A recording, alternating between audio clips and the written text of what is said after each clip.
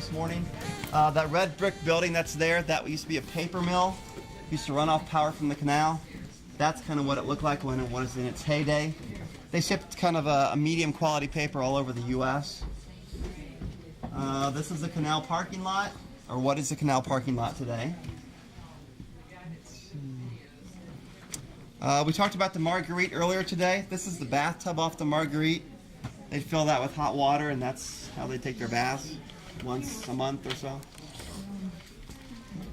And then this picture at the bottom, that's the Marguerite before it burned. Burned probably 1912, 1913, burned to the water line, then got buried under silt. Let's just kind of wander up this way. If you look real closely over here, you can see the marquee of the Capitol Theater. Like his old signs. Here's another bird's eye view of Delphos. Oh my God, that chateau thing is still there. Yep. A lot of these places haven't changed hardly at all. The Steinle Brewery, an old poster. Here's what the brewery looked like. The building that was torn down a couple years ago, I think this is that bay window that was out front, so that gives you an idea of the location. Here's a bunch of Steinle Brewery beer bottles. They shipped the beer and pop all over the place.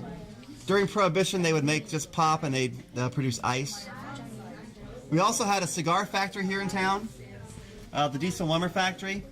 That's southeast of St. John's Church, that big building there.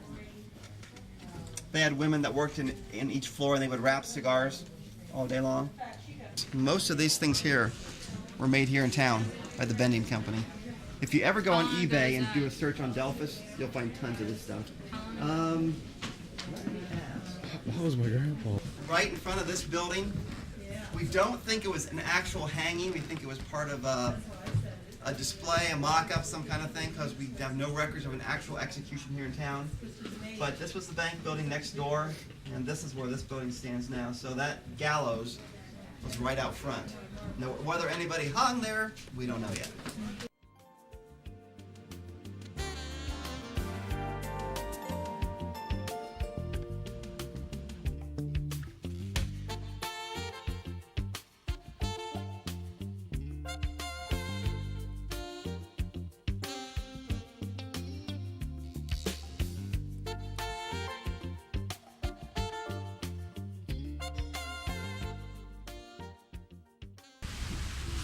This is the Black Swamp. Think back years ago, we got 3 foot of water in muck and yuck we're standing in. How are we going to build this lock? First of all, we're going to dig a big hole. We've got to get pumps. And those were handmade working pumps, buckets and so forth. We dug a hole 120 feet long, and it went clear out past the drive and over toward those buildings. Then we cut down trees. We laid logs side by side, one way and then the other. Then we cut boards and laid boards on top of there. We had to hold up this stone lock. Not many locks in those days were built of stone. They were mostly wood. And every 10 to 15 years they had to replace the wood in those locks.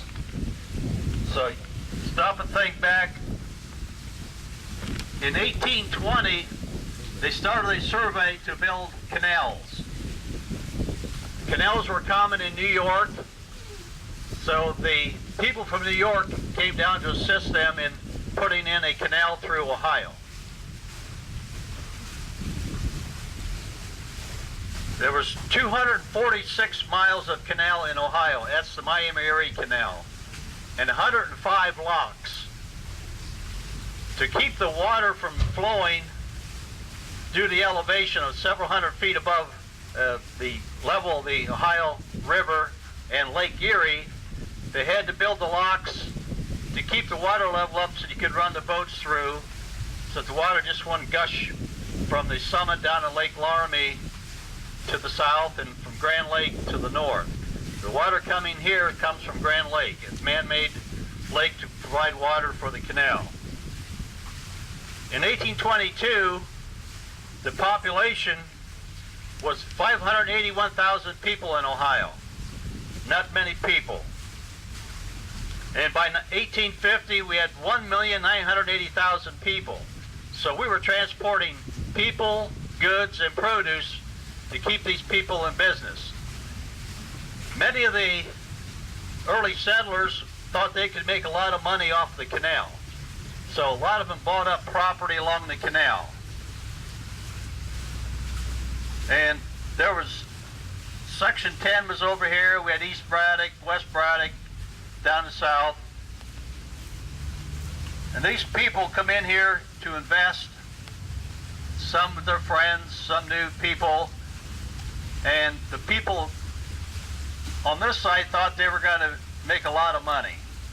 So he bought this whole section, and unbeknownst to him, this being the towpath side, just the side the horses worked on to pull the boats, and we're going to get more into that. Another presenter will talk about that.